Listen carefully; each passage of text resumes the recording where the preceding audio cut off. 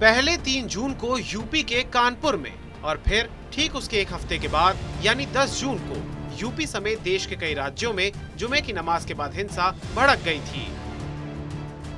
इन दंगों पर पुलिस प्रशासन और अन्य सुरक्षा बलों ने कड़ी मशक्कत के बाद काबू पाया था और अब यूपी के मुख्यमंत्री योगी आदित्यनाथ के सख्त आदेश के बाद उपद्रवियों पर कड़ी कार्रवाई जारी है।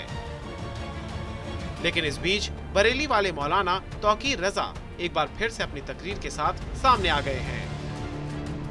उन्होंने ऐलान किया है कि 17 जून को धरना प्रदर्शन करेंगे। उन्होंने कहा कि बहुत ही शांति के साथ प्रदर्शन करेंगे।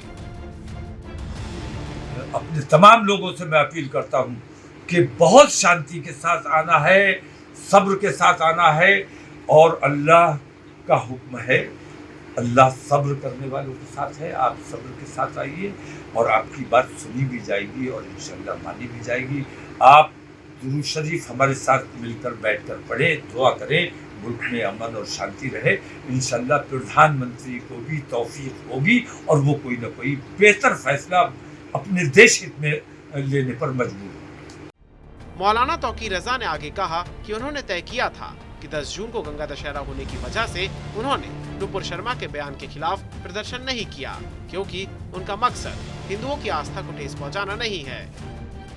लेकिन पैगंबर मोहम्मद पर की गई टिप्पणी से उनकी आस्था को ठेस जरूर पहुंची है। इसलिए उन्होंने नाराजगी जताने के लिए 17 जून की तारीख को चुना। उन्होंने कहा कि उन्हें यकीन है कि जैसे गंगा स्नान का उन्होंने सम्मान किया, वैसे ही हिंदू भाइयों की तरफ से भी उन्हें आने वाले शुक्रवार को समर्थन मिलेगा।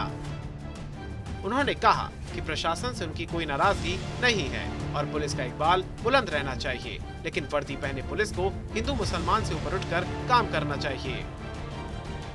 लोगों को जो लोगों के जज्बात है वो उन तमाम का इजहार होना चाहिए। लोगों के दिल में गुस्सा पनप रहा है। भाई देश मेरा है, प्रधानमंत्री मेरा है, जिम्मेदारी हमारी भी है। मैंने अपने बरेली के अमन व अमान के लिए अपनी जिम्मेदारी पिछले जुमे को पूरी की।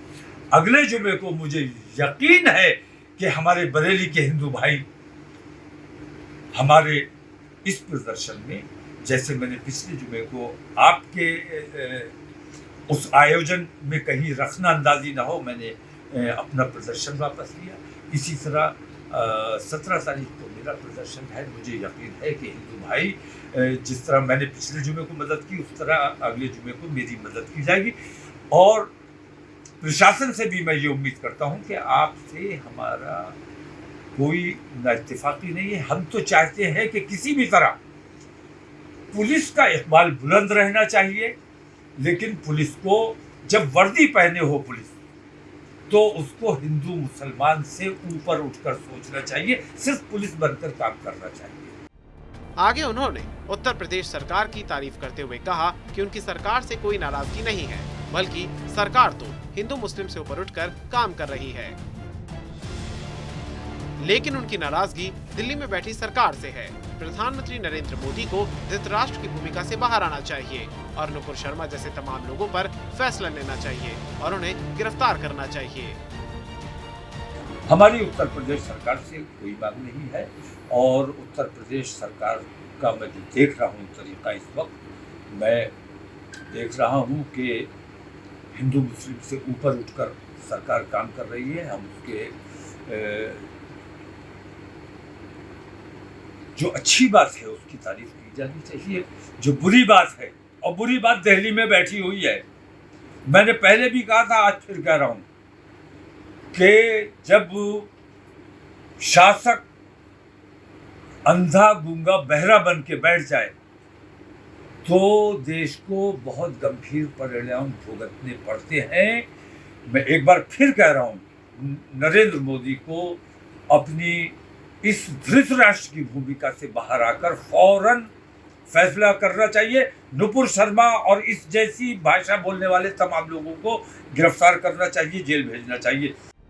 इसके अलावा उन्होंने कहा कि 2024 जीतने के लिए आरएसएस की साजिश है और उन्हें अंदेशा है कि भाजपा और आरएसएस के लोग नुपुर शर्मा की हत्या करवा सकते हैं और उसका इल्जाम मुसलमानों पर डालकर दंगे भड़का सकते हैं। इसलिए नुपुर शर्मा को जेल से ज्यादा सुरक्षा कहीं नहीं मिल सकती है। मुझे अंदेशा इस बात का है कि 2024 किसी भी तरह ये जीतना चाहते हैं और 2024 के लिए मुद्दे तलाशे जा रहे हैं, और ये जो कुछ भी पूरे देश में माहौल बनाया है ये 2024 की तैयारी के लिए बनाया गया है। मुझे अंदेशा है नुपुर शर्मा की जान के खतरे का। मुझे अंदेशा इस बात का है कि ये ध्रुवीकरण के लिए, हिंदू मुस्लिम टकराव के लिए, जिस तरह इन्होंने गांधी जी की हत्या करवाई थी उसी तरह कहीं हिंदू मुस्लिम फसाद कराने के लिए ये नुपुर शर्मा की हत्या करवा के मुसलमानों के ऊपर इल्जाम न लगा दे। इसलिए मैं कहता हूँ नुपुर शर्मा की भरपूर हिफाजत की जानी चाहिए, और अगर हिफाजत उसकी सिक्योरिटी भरपूर नहीं है तो उसको जेल से बेहतर सिक्योरिटी नहीं मिल सकती। जेल में वो ज़्यादा आराम से और ज़्यादा सिक्योर रह सकती है।